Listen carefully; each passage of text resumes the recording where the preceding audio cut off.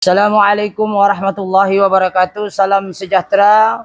Salam daripada 3M Auto Workshop Kota Kinabalu, Sabah, Malaysia yang terletak di belakang Maybank Alam Mesra. Yap, so kita ada dua cawan, satu di Tuaran ya. Jadi alhamdulillah hari ini ada satu perkongsian yaitu part 3, pas terakhir di mana kereta ini adalah kereta enjin D15B yaitu enjin EK3 ya. Ini enjin lama tahun 1990 lebih. Zaman Firaun punya kereta ni tapi masih tahan. Dia punya blok ini kita tengok ada part 1, part 2. Dan sekarang ini adalah part 3 dinanti-nantikan. Adakah kereta ini setelah kita overhaul kereta ini okey kah atau tidak okey? Adakah enjin steady ataupun tidak steady? Adakah kereta ini ada asap putih kah tidak ada asap putih? Dan bloknya ni adakah kita tukar enjin? Sebab kereta ni dekat 20 tahun lebih sudah. Setahu saya 1995. Sekarang 2026 geng. Dan kita ada part 1 dan part 2. Ya, part 1 dan part 2 kita ada ceritakan kenapa orang ni datang. Dia punya enjin berwarna susu. Dia punya minyak hitam warna kopi susu. Macam orang cerita kopi susu warna susu, kan minyak hitam tu hitam. Tapi dia warna kopi susu yang mana air sudah bercampur dengan minyak hitam. Jadi insyaAllah sebelum lebih detail kita cerita hari ini, penggambaran ini dibuat pada 21 ya, hari bulan 5 2026. Betul 2026 Saya masih ingat 2025 lagi. Jadi 2026 penggambaran ini dibuat untuk part 3. Enjin Honda Civic lama EK3. Dia ada EK4, EK3 dan sebagainya. Ada D15B, ada D15E, ada D16. Tapi enjin ini bagus. Walaupun dia enjin lama tetapi dia menggunakan ya VTEC. Ada VTEC-nya. Sebab D15B enjin EK3 dia ada dua jenis. Satu tidak ada VTEC, satu ada VTEC. So yang kita overhaul ini ada VTEC-nya. Apa itu VTEC? Variable timing dan juga electronic system. Maksudnya dia menggunakan valve. Bila laju VTEC buka, dia tekan tu valve lagi dalam, udara lagi banyak masuk. Jadi tenaga akan kuat. Itu VTEC. Kalau VVT itu under Toyota. Toyota variable valve timing. Dia tahan tu cam supaya bagi masa untuk dia keluar asap semua baru tembak minyak baru. Jadi VVT dicipta untuk penjimatan. VTEC dicipta untuk kekuatan, untuk pick up, untuk torque. Sebab itu kalau VVT lawan dengan VTEC tinggal VVT. Ini kita bahas lain part lah. Ini cuba maklumat tambahan. Baik, untuk part 3, persoalan penting adalah adakah kereta ini lepas overhaul makin okey kah makin teruk? Yang pertama kita mau dengar bunyinya.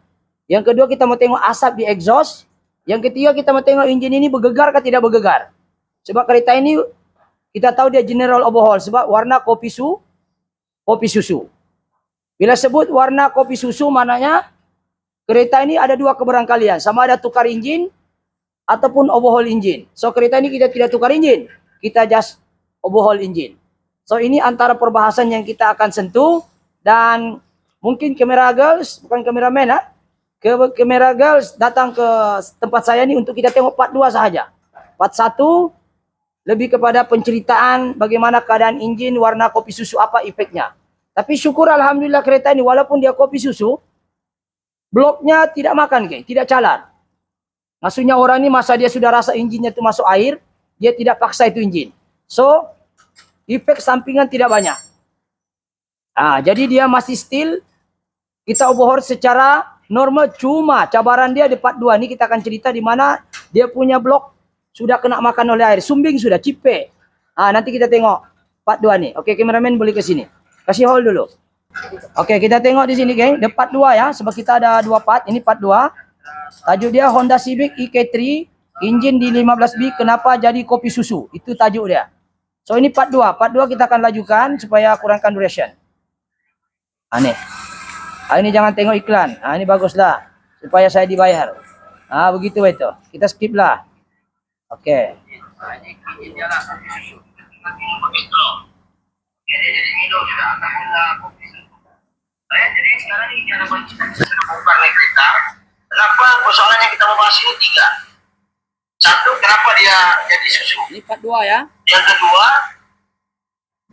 apakah efek di segi mekanikal kalau kita top sahaja?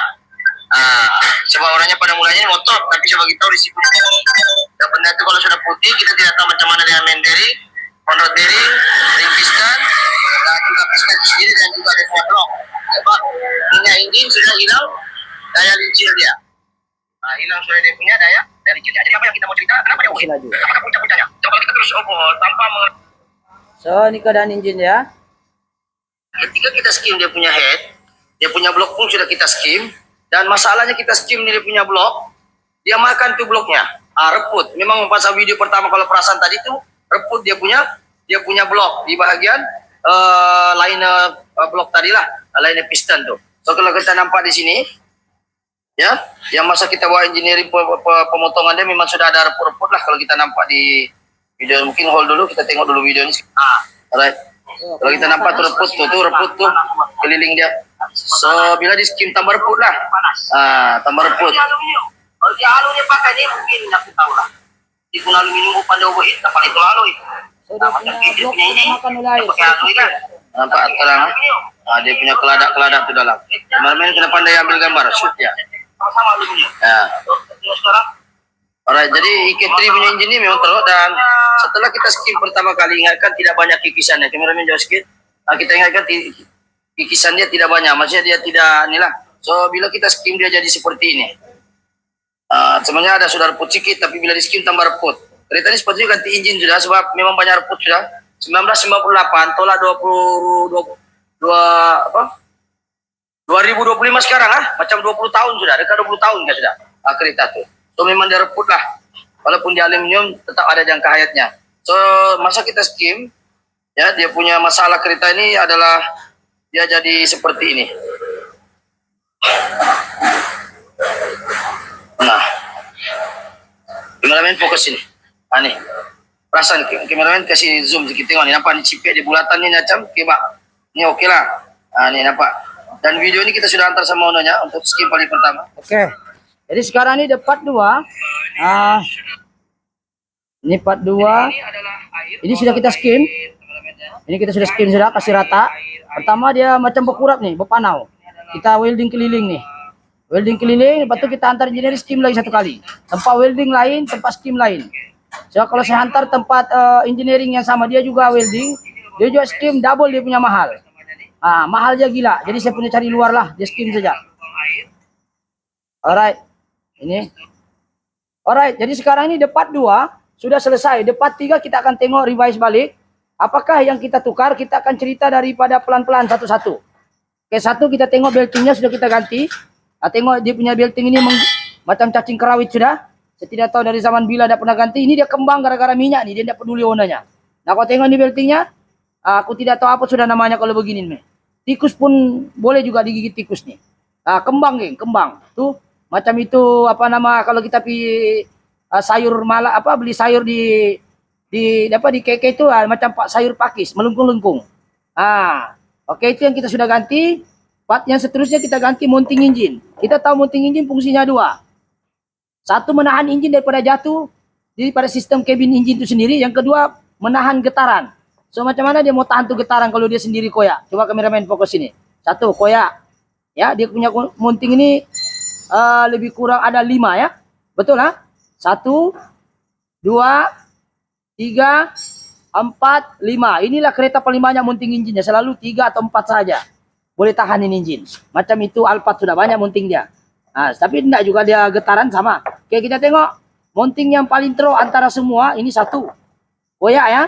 Yang kedua kita tengok koyak, mungkin nih kaki racing barangkali lah. Ataupun memang sudah ajalnya sampai ya. Yang mana paling teruk nih? Ini yang paling teruk lah. Nih nampak koyak nih. Nih koyak kameramen. Ini koyak saja masih bersatu dengan besi. Yang ini langsung tiada bersatu ini. Ini bercerai nih. Bercerai sudah. Ini talak 3 sudah ini kalau begini. Habis. Oke, itu kita cerita pasal mounting engine. Oke, sekarang kita akan tengok part terakhir, yaitu kita ganti conrod bearing, main bearing. Kita tengok ini sudah semua cerita part 2 lah. Kita sudah ganti. So kita ganti. Ini bagusnya kereta.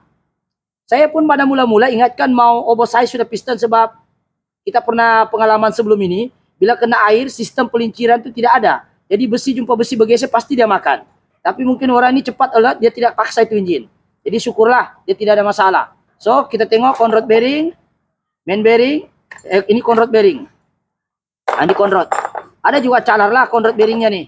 Ini main bearing. Ini conrod. Coba kameramen jangan terlampau jauh. Gunakan flash, tengok. Ada calar ke tidak? Nih, ada calar halus lah ya.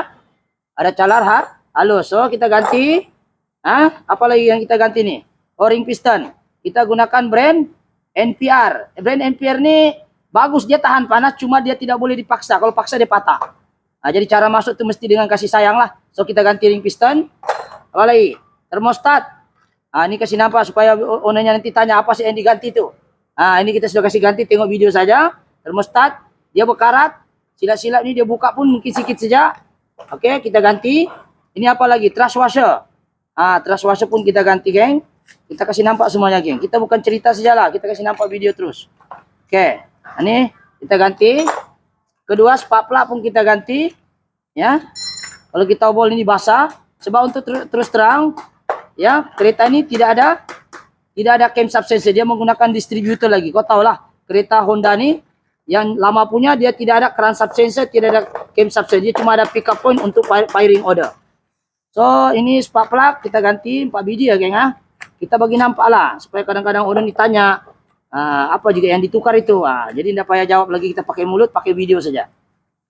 Jadi senang. Ini dia punya spark plug. So, itu yang pertama mounting, kedua spark plug kita ganti, termostat, ketiga ring piston semua engine kita ganti, conrod bearing, main bearing, thrust washer. Dan seterusnya ini bearing yang kecil nih. Kita tahu kerana sudah update ini bunyi bising adalah bearing alternator. Kalau tadi kita jahat nih, apa mau susah-susah ganti bearing? Ganti alternator 1 biji lah baru untung cepat, baru boleh kaya. Kalau setakat bearing ini berapa kita mau cas dia? Dia punya alternator bising, geng. Bising. Kalau kita dulu kita cakap lah alternator pun dah bagus casnya. Apalah untung banyak. Tapi kita ganti bearing saja sebab dia bising, geng. Takut nanti kita lepas obol dia bilang, kenapa bising ini? Rupanya bearing alternator. Alternator mana kita bikin, tapi kita proaktif. Kita ganti bearing saja. Bearing ini berapa ringgit sangat apa ini? Kalau kita tengok kerjanya leceh, banyak buang masa di sini, geng. Tapi kita tukar juga. Jadi alternator tiada bising.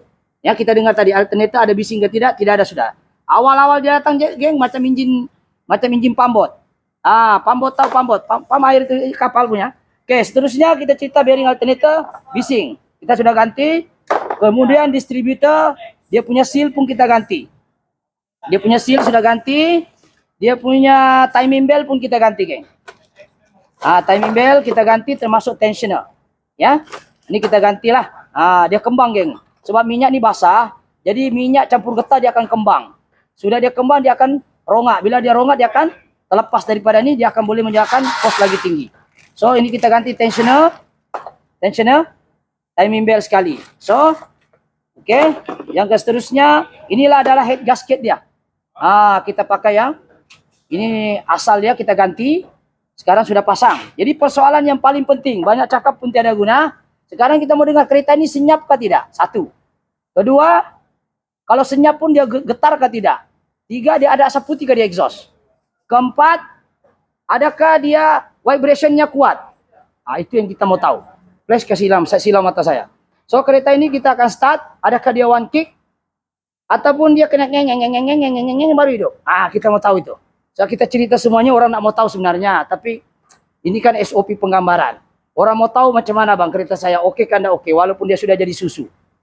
Oke, jadi kita akan start kereta ini. Kameramen tengok belting untuk bagi nampak.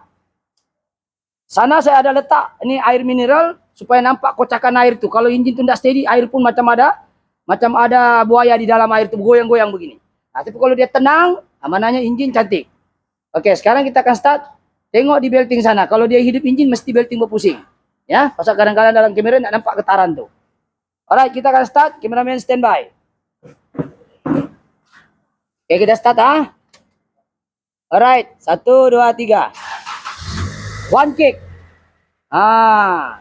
Cuma dia punya BBT ada bunyi sedikit. BBT pula. Dia punya apa nama? Dia punya dia punya VTEC. Ini VTEC dia ada bunyi sedikit. Tapi banding dengan yang lain-lain, tengok air ni, ya, tidak bergegar ya.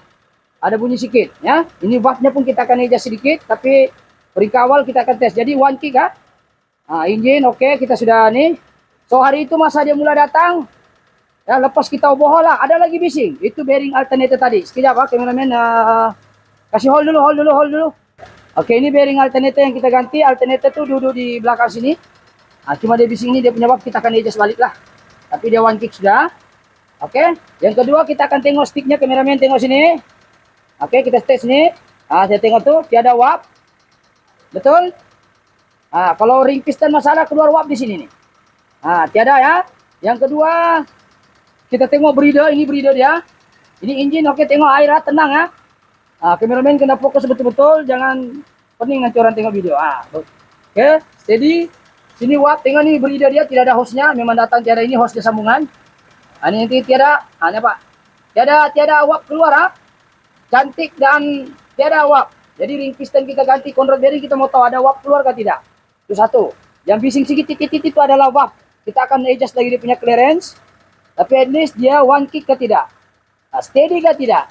Yang terakhir, kita mau tengok asap belakang. Asap putih kah? Asap tidak ada asap kah? Atau bagaimana? Oke, kita tengok asap sini ya. Engine hidup Ini bukan konten semata-mata. Tiada asap putih ya. Pasal kalau kita paling takut nih kalau mana-mana mekanik. Kalau lepas dia overhaul sakit kepalanya. Kalau dia sudah overhaul keluar lagi asap putih. Pas sakit lagi kepalanya itu. Kenapa lagi asap putih nih? So itu antara 4 benda. Bila kita overhaul, satu dia one kick ke tidak. Kedua engine bergetar ke kuat, berjoget-joget macam Parkinson ke tidak. 3, orang mau tahu dia hidup nih ada bunyi knocking ke atau bunyi rokaan punya clearance saja. Kalau rokaan punya clearance kita boleh adjust sampai dia senyap. Itu biasa kalau kita berobol dia mesti ada clearance punya. So kita akan kameramen masuk sana. Kita akan start lagi one kick ketiga. Tengok RPM steady ke tidak. Tuh tengok. 1 Tuh nampak kameramen tengok RPM itu 1. Betul steady kan tidak?